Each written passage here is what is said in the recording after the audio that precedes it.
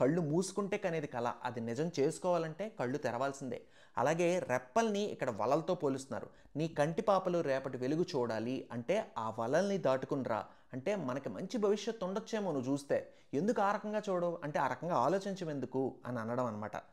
నయనం హృదయం నీవే నీవై సమయం వెనుకే చేసా పయనం.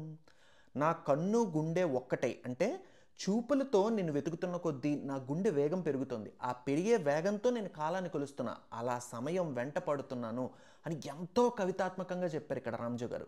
తదుపరి జన్మకైనా జాలి చూసే వీలుందంటే ఈ క్షణాన ఊపిరాపనా.